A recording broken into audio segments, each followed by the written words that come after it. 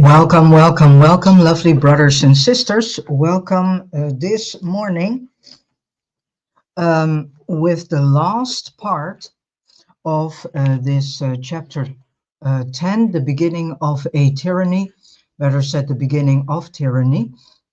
And let us continue. These are 9 pages now, so it is not that long anymore. Before I start, I want to say that this world is in actuality for at least more than 123 thousands of years already in tyranny. So let that sink in. This world is already for more than 123 thousands of years in tyranny. So this means that what we see is not new. And tyranny in this world is being repackaged in socialism, so-called democracy, so-called fascism, so-called communism. But in actuality, it's all one and the same. It is tyranny. And we are going to the next level of tyranny, and that is the utter destruction of the human race and animal life forms and nature. Because the majority of humanity, unfortunately, does not want to wake up, so to say, and so to see, to the fact that they want to recognize that they are living in a world that is complete tyranny. And so many, thankfully, many of us humans have already, over the decades, said that the world we live in is in actuality a tyrannical world. It is, and it will become only more and more. There is a script going on all over the world. This script is ancient old, and it seems from what I have learned, because I'm just a student in this journey, just like you also are. I am just learning from all this information, and I have had and been through so many informational sources the last few years. And this source of information that I'm going through is in actuality confirming a lot of what I came already to know. And again, there are thankfully humans who see that we are living in utter tyranny. There are thankfully humans who say that this world is completely upside down. There are humans, thankfully, who see that there is something hugely wrong in this world. And there are more and more people, also thankfully, walking away from religion. And I think that is a good thing because we do not need religion at all. And there are also more and more people coming to the realization in this world that there is no savior and that we all need to step out of this savior syndrome, and that the only savior that there is, that is us ourselves, who can save us and no one else. There's no God, there is no Jesus in that sense, because the Jesus and the God of this world is nothing more than a full-blown psychopath known by the name Marduk, who is an Syrian um, person, which means he comes from the star system Sirius. And this full-blown psychopath is ruling this world. He is the one who has set up the singularity and the metaverse, and he wants to linger us all into this horrific, brutal next level of prison system. And so Marduk wants to have us captured all in the cloud so that he can completely take control over each one of us in such a way that we do not need a Bible anymore, because then we have become a hive mind. And through this hive mind, as we all know, then Marduk only has to program one being, and the rest of the hive will exactly do what the programmed being is doing. So this is what a hive mind is. A hive mind is nothing more than a structure in which one person gets the program for the whole hive mind. And each person is exactly following the program that the first person is being programmed into. This means a robotic, so-called human population, well, human, what's left of it, human looking, better said, population. Um, so this is something we absolutely need to fight against, but not in the sense of fighting, but more in the sense of self-information and self-education.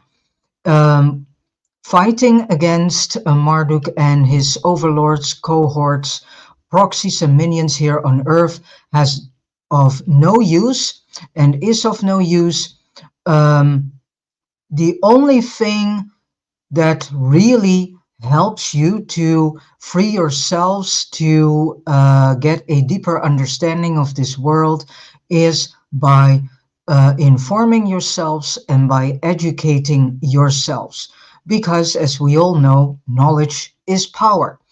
And the more knowledge we get to know about the dynamics and mechanics of the hidden control structure that is ruling each and every person in the political scene, movie industry, music industry, and so on, the more we get to see it, the lesser grip it has on each one of us. And this is what is meant with the inner work that needs to be done. This information can help you with this. And this is also the reason why that I am presenting you this information. All right, let us start with part 3. Let us go through the last 9 pages. And the title is The Departure of a Divine Species.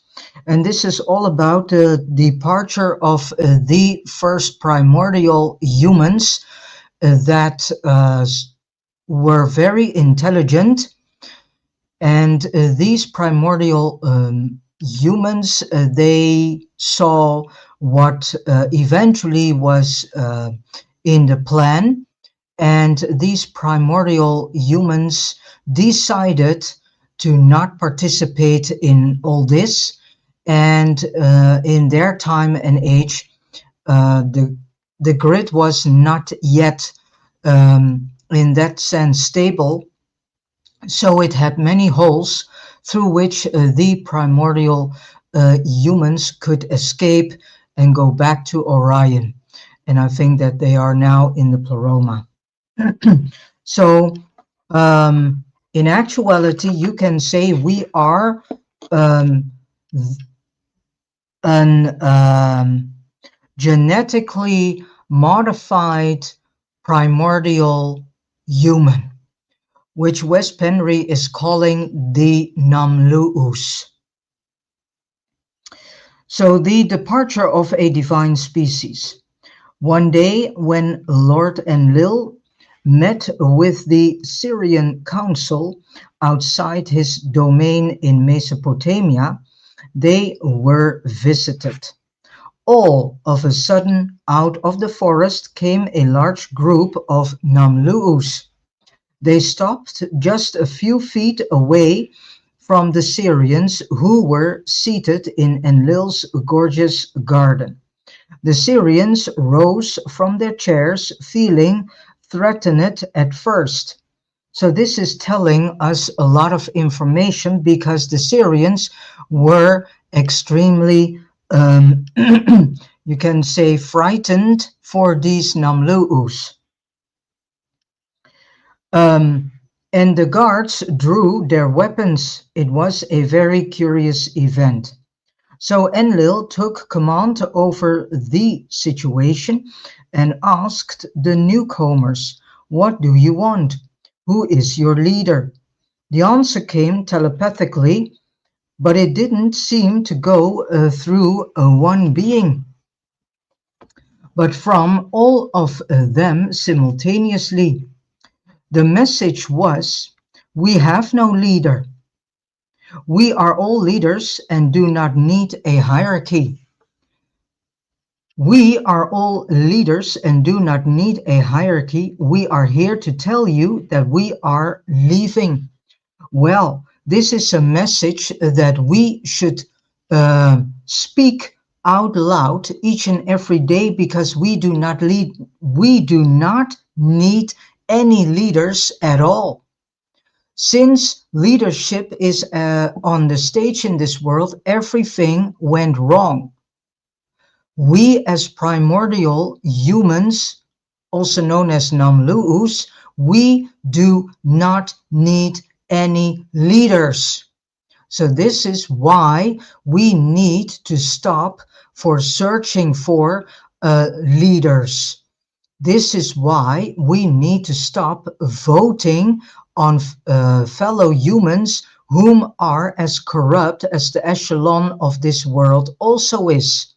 We need to stop giving our power and energy, soul energy, away into the hands of those humans who do not care about the rest at all, and only care about their own bank account and their own fame and glory. We do not need leaders. Enlil looked at them as if he did heard them wrong. "Leaving to where did he say?" The group of humanoids replied, "We are leaving this dimension.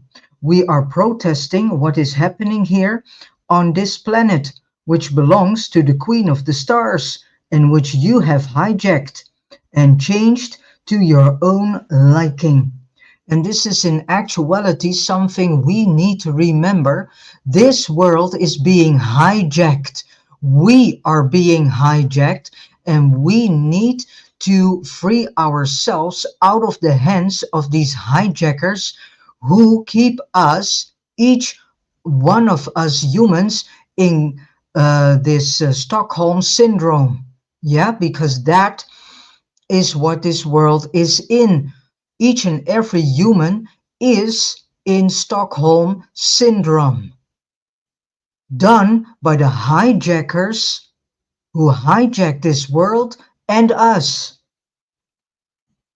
and whom are gaslighting us 24/7 per day. So we are leaving this planet, which belongs to the Queen of the Stars, and which you have hijacked and changed to your own liking. And this is exactly what is going on. The entire World Economic Forum is the platform of Marduk, and humanity is in actuality terraforming this world into Marduk's liking, which means total death. I do not want to live in a deaf world. Totally not. And I see how this world is rapidly changing in a synthetic something that feels completely lifeless, soulless, emotionless. It feels colorless, exactly as a psychopath is. Um, I was yesterday in a shop, and if I see the clothing, it is all one and the same. It's all synthetic. It is colorless. It has nothing to it. It is completely deaf, what I see. And um, syntheticness has no life in it. Real colors are carrying a life spark in them. And synthetic life doesn't carry any life spark in it. And so clothings and shoes and whatever that is made from synthetic materials, in actuality, you are wearing the coat of death on you. However, I continue, however, your liking is not compatible with ours. The wonderful animals we used to herd and guard have become nothing but beasts, who eat the flesh of each other, just like you eat the flesh and drink the blood of your own creation. So now you know where all this pedophilia is coming from. It is all coming from one psychopathic group of beings coming and stemming from the Sirius star system. So let that sink in. So all pedophilia is coming from the Sirius star system that is completely dominated and ruled by and through psychopathy. And this is also why we see so many abuse and torture going on in this world with children, with adults, with animals, with nature, with everything. We are constantly being tortured and abused. And I think it's time that we need to turn the tables. Furthermore, I continue. Furthermore, you trap and eat defenseless animals. Exactly. And you have made our cousins into slaves down in the mines and on the plantations and lowered the frequency deliberately to such a degree that it is hard for us to stay here even if we wanted to. And lovely brothers and sisters, the frequencies are rapidly declining into the second dimension frequency. So all those people who falsely believe in the 5D and whatever bullshit that the new cage system has told them so, they are completely wrong because they're not going to 5D. They are dwelling into second D because this is the vibration Marduk is degrading each one of us in. So we become more and more and more dense. And we see this already because there are a lot of people whom are complaining constantly about extreme tiredness.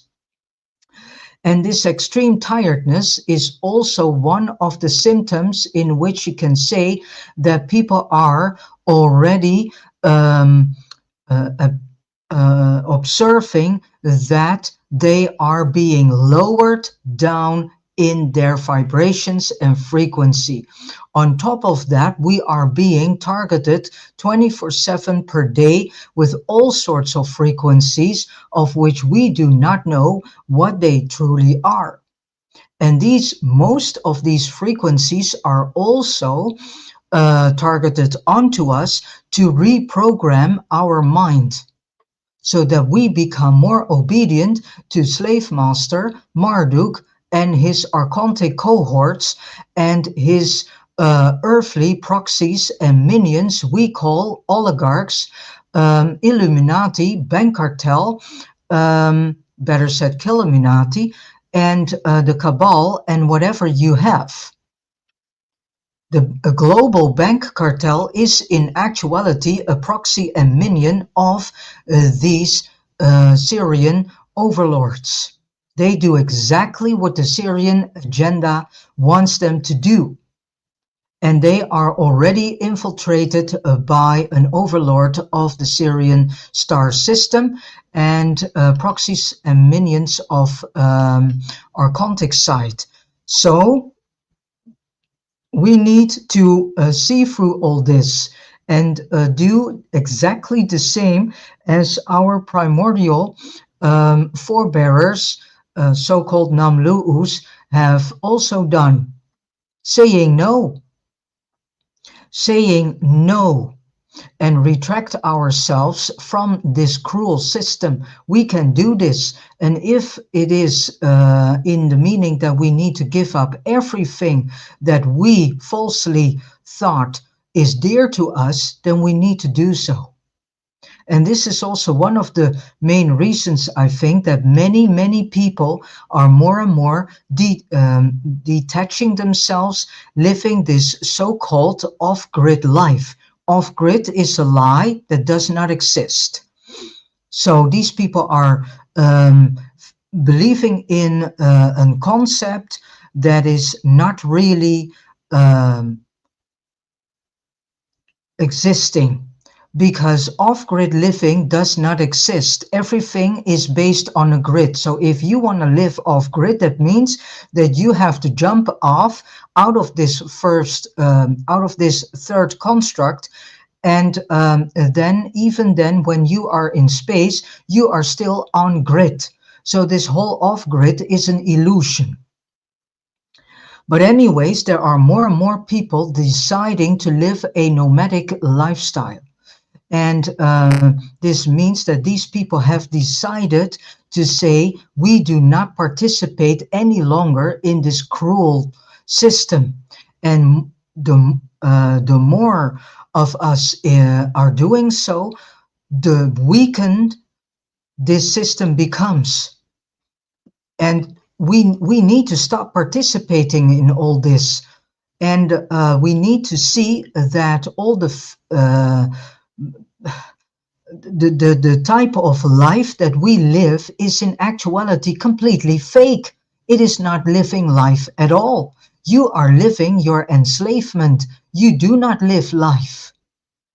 Because as soon as you start to live life, then the system does everything and is attacking you and bombarding you in many ways to make sure that you stay obedient to the system. And this is the program that you need to see. So the majority of us are living a life that is completely no life at all, is fake life, filled with fake luxury, filled with fake freedom. And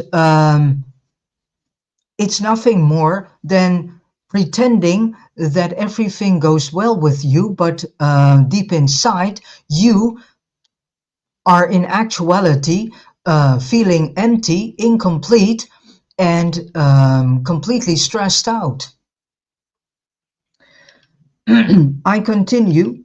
You are changing and interfering with what was once set into motion for a purpose that goes beyond your limited comprehension.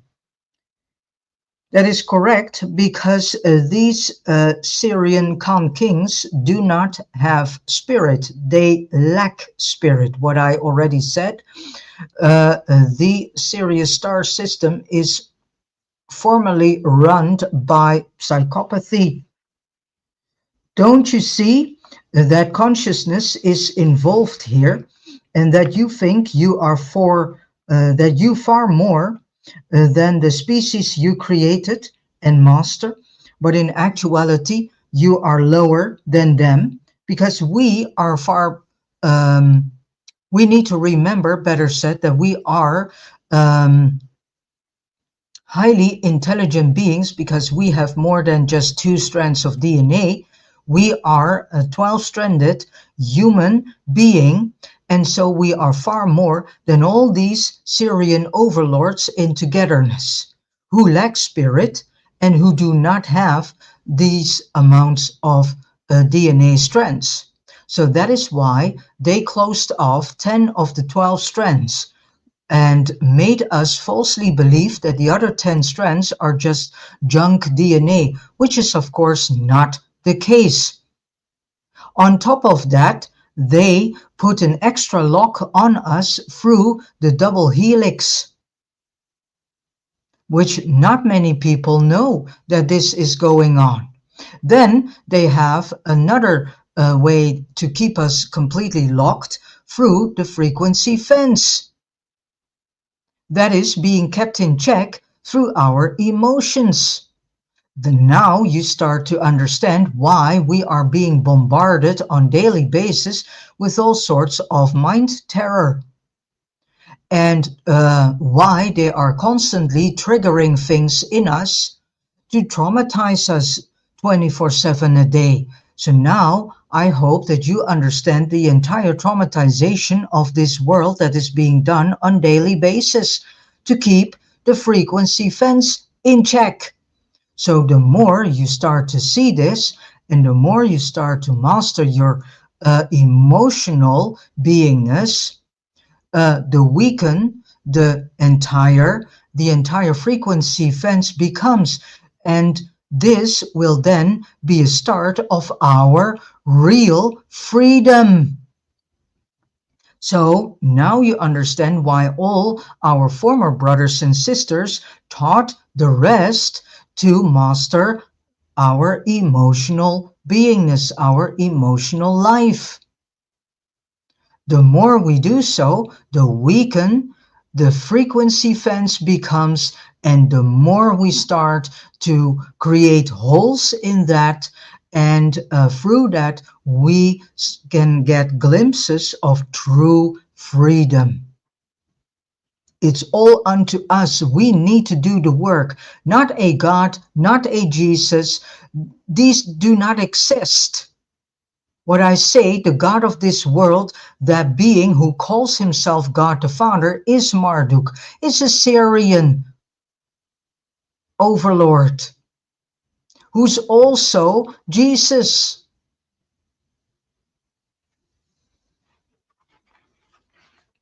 All right, I go on.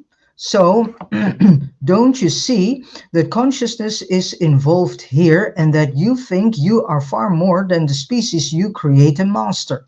Your food source is fear and terror. So now you get the understanding that all these Syrian overlords, they are thriving on fear and terror. Now I hope you understand all these psychological operations that are being carefully crafted so that another level of fear is going on. Now I hope you also understand why in 2020 we saw 24/7 nothing more than fear being spread through the television, through the talking heads on television, and through radio and newspapers. And that gave these Syrian overlords a tremendous amount of food. And not only them, each one of them that is collaborating with them. So the primordial group of human beings are also saying your food source is fear and terror, which you induce in others. But after all, who is living in most fear? The slave driver or the slave? If you are masters of your reality, why then do you need to seal off this planet and hide in a density where just a few may be able to find you? Who are you in actuality truly fear? Well, whom are they truly fearing? Well, that is the prime divine feminine source dash creatrix herself. We have seen your intentions and we know your journey, lords, so-called lords of Sirius. We grieve what you have done to Mother Terra, and we grieve what you will do in the future. So they knew all about this. And to the life you have helped created, to create, I mean.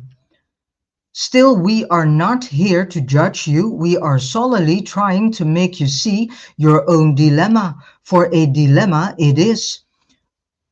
One that will be harder and harder and harder and harder to resolve the longer you wait. The Namlu'u have spoken. We are leaving, but are first informing you of our departure. There is nothing for us here anymore. And the primordial human beings, they were the living library. And with their departure, the living library started to cease to exist here. Not that a tree or an animal cannot be a living library, because animals and trees and everything in nature also has codes in them, and thus energy, information and specific energy in them that can help us to understand whom we are and also can help us in healing ourselves. So nature and animals are indeed living libraries too. There is nothing for us here anymore, and we will go where our service is still needed and valued. We have also seen that you plan to use our consciousness in your experiment, and in that we refuse to participate. We are of the goddess, and we are speaking as one. So Enlil shook his head. What were they talking about? However, the next moment the whole group vanished into thin air. Within the next few months, departed Namlu'u bodies could be found everywhere around the planet. And this is also being spoken of in one of Barbara Marciniak's books, Bringers of the Dawn. They had lain down in groups and their consciousness had left their bodies at will. The Syrians noticed they had also escaped through the grid. This frustrated Enlil to the utmost, and afterward the DNA of the Lulus was rearranged so the soul could not leave the body at will. So this is also being done. We even are not allowed to leave this world at will of our soul, because our soul is locked also in this construct through this so-called silver cord. That silver cord is nothing more than the chain that keeps our soul prisoned in this construct known as matrix, or better said, earth. So Enki was told to chain the soul to the body with a cord, which made it much harder for consciousness to permanently escape its physical vessel unless the body was really dead. So now you can see what they have done and are still doing with us to make sure that we stay imprisoned, enslaved till death. We are not allowed in any way, shape, or form to leave. And this goes against all rules and laws of the universe, of the Orion universe and the spiritual universe. For those who understood the great loss of the Namlu'us was tremendous. These divine, magnificent beings who used to be the guardians of the living library, the keepers of the code, and the masters of frequency. Light and love were no more to be found in this dimension, and since that time they have never returned. Few understood the significance of their presence on the planet. After they left, the real decline started on a global scale. The only ones left on Mother Earth to help keep the worst frequencies of fear and terror under control were now the whales and the dolphins. And we all know the hunt, the cruel hunt on dolphins and whales. So now you understand why they are being hunted on and slaughtered. Because they were the extension of these primordial human beings that Wes Penre is calling the Namlu'us. And they are not allowed to help us anymore.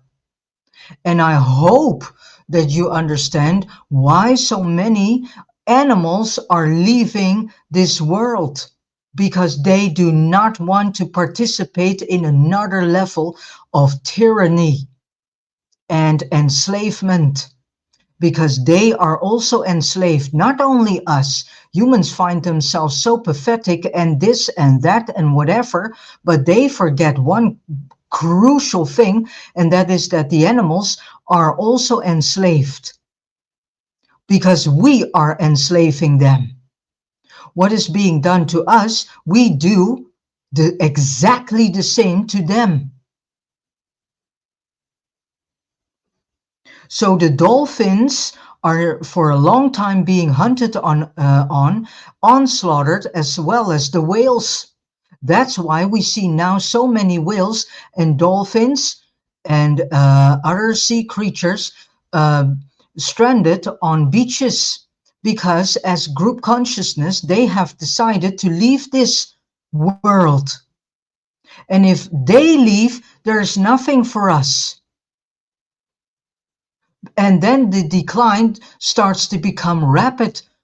And then we will see that the human consciousness declines in total psychopathy. Because that is the second D frequency. Can you, lovely brothers and sisters, finally understand and let sink into your brain, heart, mind, and soul what is truly going on in this world? If the dolphins and the whales are also leaving as group consciousness, then again, the decline of human consciousness will take place in a rapid pace. And then we will see those whom are far more awake and aware, then we will see that many of our lovely brothers and sisters turn into full-blown narcissists and psychopaths themselves, whom are then trying to kill us, those whom are far more awake and aware. Without them, our planet would most probably not have existed for long after the Namlu'us disappeared. Now, in today's world, whales and dolphins are hunted down to extinction, and dolphins mysteriously wash up on the shores in groups, also the whales, and they are all dead. And humans, many humans are then scratching their back and are asking, how is this possible? Yes, because these humans lack to inform themselves, lack to educate themselves, and lack asking themselves the real deal questions. What is the symbolism of the tremendous death among dolphins and whales? What is the actual symbolism and message that they, as a group consciousness, are telling to us humans? But those whom are finding them lack this knowledge, and they lack to ask themselves this question. So, are they, too, just like the Namlu'u did in the past, leaving our dimension in droves for the same reason the primordial humans did? Yes, they do. For the same reason, they are leaving this density, this dimension. Or are they the dead dolphins just giving a final warning to a world that still doesn't know how to see and listen? I think it is both. They are leaving this reality. They have decided as a group consciousness to leave this density, and also by leaving this density, giving their final warning to us humans. If I see the rapid decline of forests in my neighborhood and how many trees per year are being killed, and trees are symbolizing us. They are our foreland, so to speak. What happens to us will happen, what happens to the trees and the animals will eventually happen to each one of us. So get the heck out of this construct by detaching yourselves from any participation in any agenda. And see through all the lies that they are selling as snake oil to us.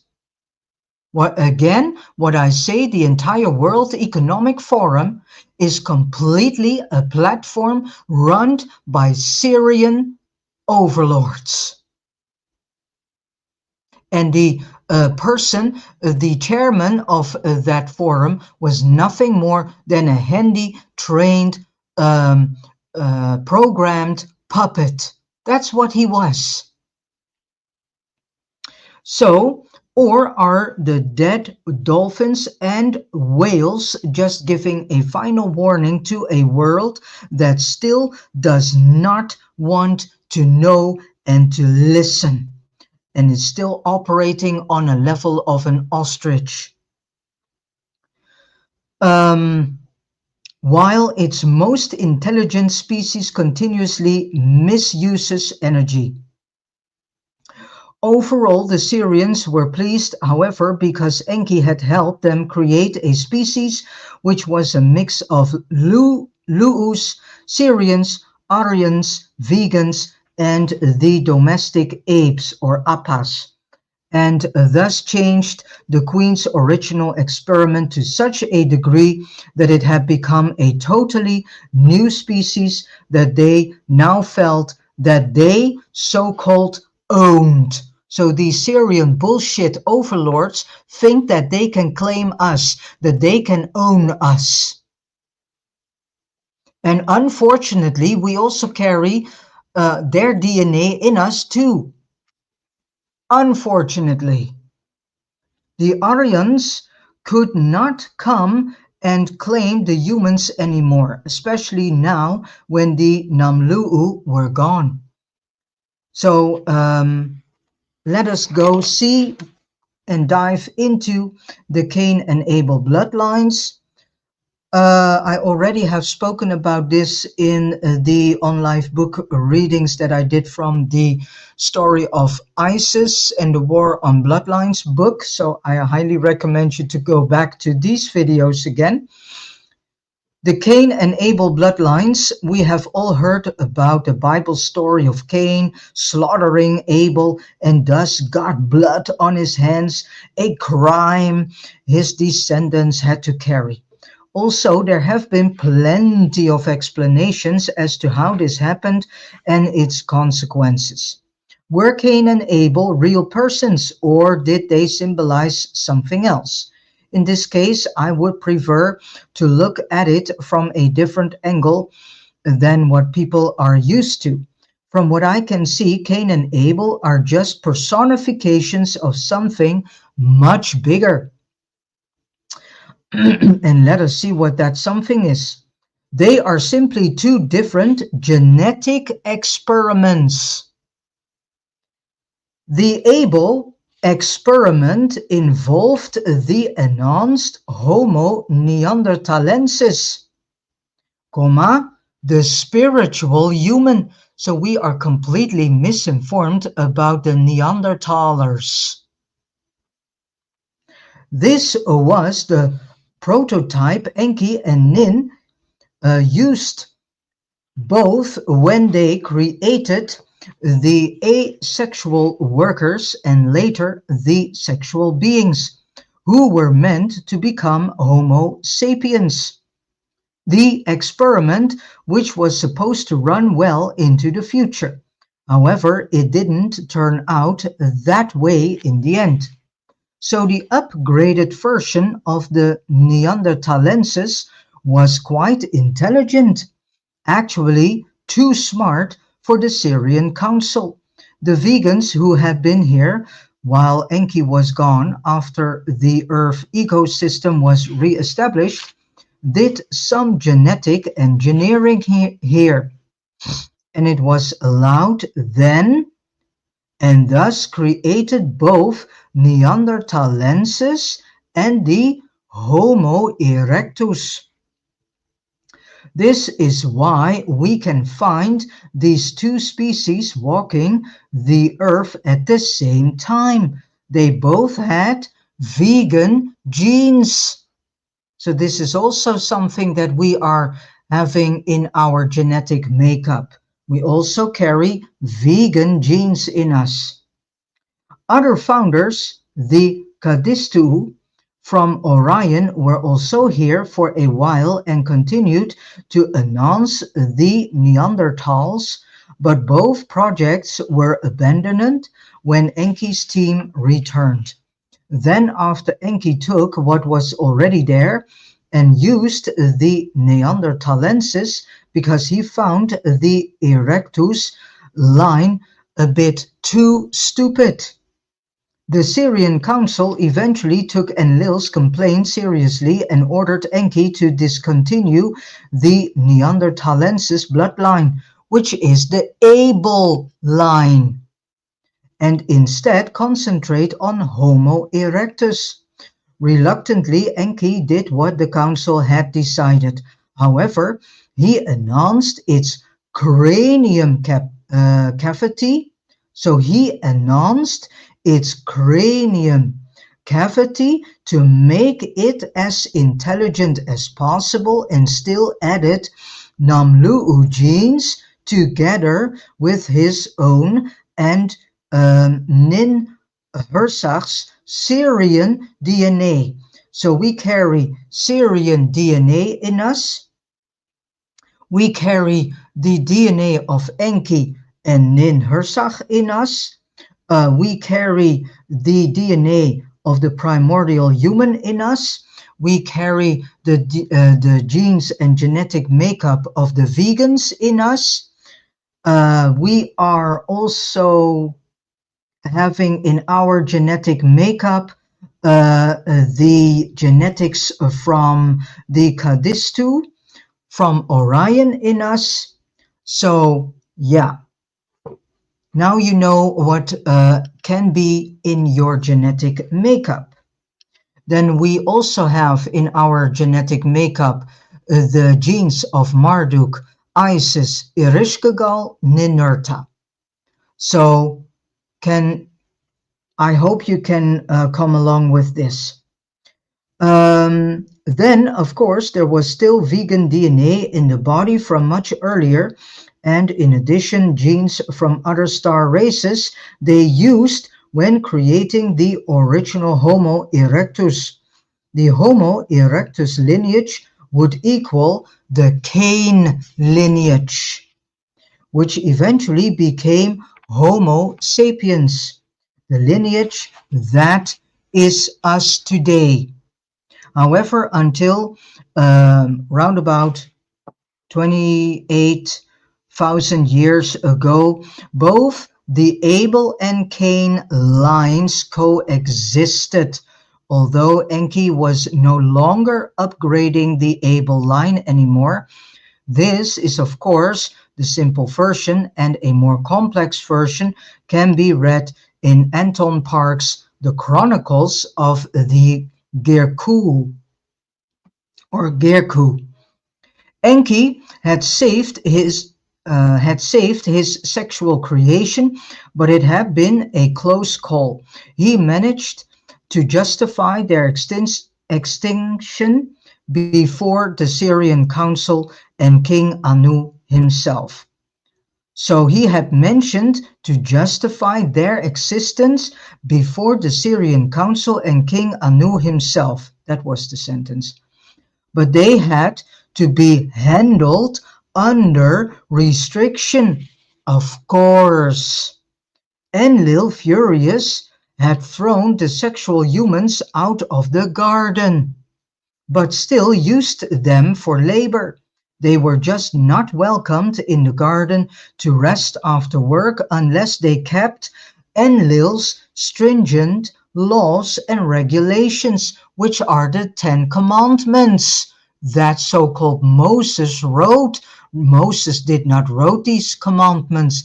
These came from Enlil himself, who played God the Father. um, so, which all boiled down to the fact that they had to follow any order they got, even if it led to their own demise. The alternative was a certain death in the wilderness. So out of fear, many early humans accepted Enlil's offer. The rest went with Enki, and so the rest was in the eyes of Enlil rebellious. However, there was a point in time when Enlil realized that it would be beneficial if his creation knew some basic survival skills as well. So Enki and his brother agreed that it was okay to teach all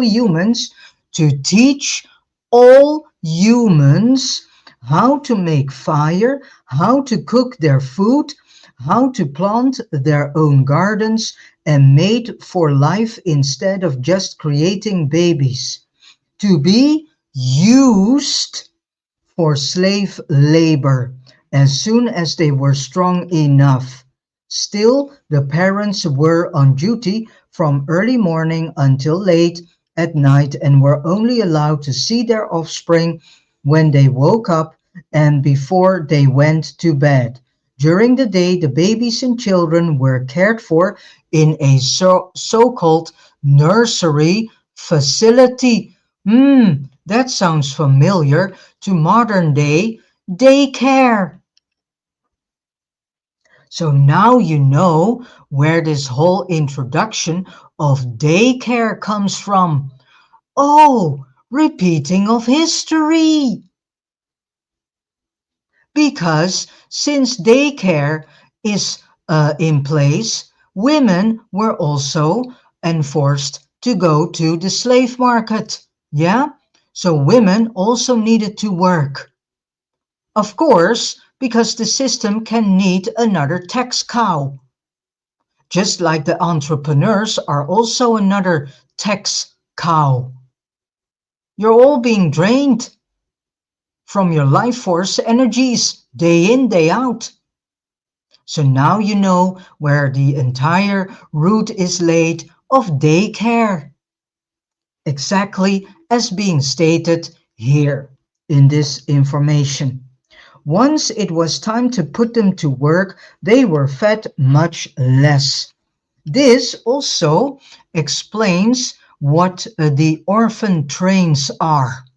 The orphan trains, with all these orphans that no one can explain, were in actuality children who were sent to labor. These children were indeed ended up in families who abused and tortured them and brought them in full slavery. And some of the families didn't, but that was more, you can say, exception, because probably these parents were really loving and caring parents. But the majority of parents who took these orphans from an orphan train, they were in actuality abusing these children as slave workers on their own farms. Nothing has changed, people. Nothing. Everything is still the same. But the decor, yeah, the movie set, so to say, is changed. But the entire concept never changed. So at night, the parents often came back bloody from their bodies, having tested and tasted, better said, having tasted Enlil's infamous whips, and totally exhausted. This was the life of the human slave worker, and this is still the life of a human slave worker, and this is the type of life that the majority of us humans are seemingly preferring to go for, but then in technological sense.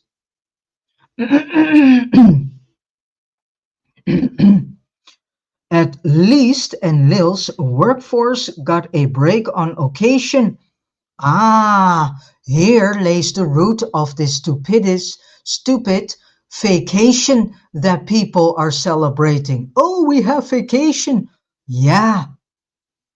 Now, I hope you start to see how the whole fundament is being laid. And again, nothing is changed. So, Enlil's workforce got a break on occasion when they were taught basic skills, something they always looked forward to. So again, here we can read the first route that was leading us into this idea of vacation and holy days instead of holy days. Enki's followers, however, were taught something, and Lil's slaves were never even hinted at: the power of shamanism. So at the beginning, Enki had them build small communities and with cabins near running water where food was abundant, and the tribe thrived and learned much from their teacher. They still had to work hard, but these tribes, which consisted of both enhanced Neanderthalensis and Homo erectus, were mostly working for themselves and their communities. In the middle of each community was one or more shamanic woman, because shamanism is a female thing. So women, ladies, go back into this and become this shamaness again, who knew how to connect their fire with the rest of the 96% of the universe, because we are just in the last 4% of the Orion universe. We are locked in, which became the most important part of each group. Then the shamans, who sometimes were also male, sometimes taught others whom they saw had the drive to become shamans themselves. So these early humans who followed the ways of Enki also followed the old ways of shamanism and the religion of the mother goddess and the divine feminine, because that is what shamanism is. In the midst of every tribe was a woman, and there were those she had selected to become initiates in the sisterhood of the snake enclosed society. The creation of such was indeed the sore thumb that stood out in a group that otherwise was doing excellently under these circumstances. By having an elite group amongst the rest of the people who were not allowed to take part in what was taught in this so-called secret society. And here is being laid the root of all nowadays secret societies who are no longer secret. And so was indeed the beginning of an unfortunate elitism that would ripple out through the lines of time. And this is how it started. And with time, it became more and more ego centered. And offshots to this society were eventually created by those who wanted to know but were not allowed to access to the inner secret, and therefore stole information from the original society, then using it as a so-called secret to create their own sisterhoods and brotherhoods, which became more and more corrupt as time went by. So Enki could have foreseen this, but his idea was that humans are stupid except for a selected few who are smart enough to learn some of the secrets of their own history and that of the universe. Much later, Enki and those who wished to follow him, some were contemptuous and preferred to remain where they were, migrated westward and settled on a large continent west of Europe, which at the time lay between Europe and the American East Coast. This continent, which no longer exists in our reality, has best been remembered under the name of Atlantis. Here Enki was the king, though he allowed female shamans to run their tribes with their own sovereignty. He was the coordinator and ultimate authority, more so over time than at the beginning. In Atlantis, he became known in future history as Poseidon in Greece and Neptune in Rome. The Enkian shamanic tribes that moved to Mu, also known as Lemurian, practiced the religion of the mother goddess in relative peace. They were peaceful human beings. They knew better than to interfere with either the Enlites, or Enlilites, better said, the Ram clan, or the Enkitites, the Serpent clan. And the symbolism of the serpent is not what is being taught to us. The symbolism of serpent, as Wes Penre find out, has to do with wisdom. And petty wars that were eventually going to be played out on the planet between the two groups. So you can say that the symbolism of the serpent is hijacked by the Syrians and being placed upside down, and so against us, used against us by deliberately teaching us an inverted version and understanding of the symbolism of the snake, but it is in actuality standing for wisdom. The Lemurians were a mix of Project Elohim, the upgraded Homo neanderthalensis, and Project Erectus, the upgraded Homo erectus.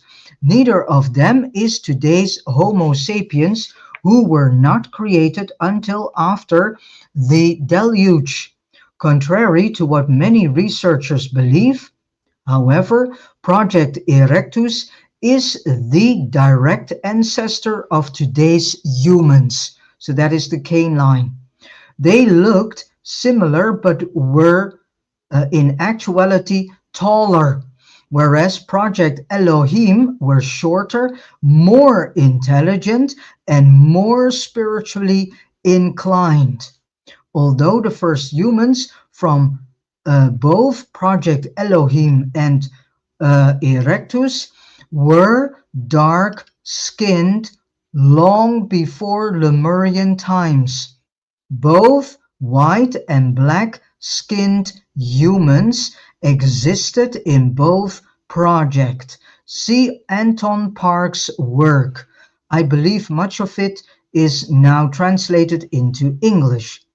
Before we continue following Enki's and Enlil's escapades, we will examine what the Enkian shamans who moved eastward created in Mu. We will also investigate what happened when they were suddenly visited by both benevolent and extremely malevolent giants of impressive stature. Some of them built massive stone monuments that still stand as ruins both on the Easter Islands in Polynesia, Hawaii, and elsewhere. But first, before we go into that story, we need to look more closely at who Enki really was and what his true intentions were. How so-called benevolent was this being really? And this is chapter 11, which I will start after the weekend. Because this is also, I think, quite a long chapter, so it will be at least 2 parts, maybe 3. All right. And with this said, I have come to the end of this chapter 10 that was all about the beginning of tyranny. I sincerely wish and hope that you ponder upon all the information that has been given to you the last few days, and that you start to see a more in-depth into what is truly happening and going on in this world. And if you re-listen, please listen with your spiritual ears and ask your own spirit to help you understanding on a deeper level, much more deeper level, this information, so that you get also information that is not yet revealed and to you or to the rest of us. And if you have certain information that can help your fellow brothers and sisters, please share it, because every bit of information that can help us in setting ourselves free is, of course, very welcomed. All right. Thank you so much again for tuning in through Facebook, through YouTube, through Rumble, and through all the mobile platforms.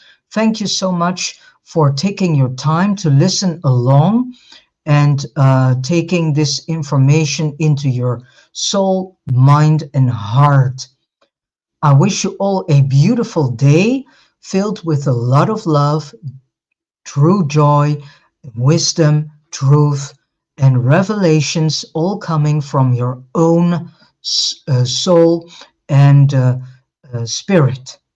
And let us listen to a beautiful piece of music from Ben Sound titled All That. I see you next time, and that will be after Saturday, because I think I'm going to do on Sunday a live book reading, which is The Kingdom of Death Part 3. All right, thank you so much, and I see you later on. And let us listen to this piece of music titled All That, created by Ben Sound.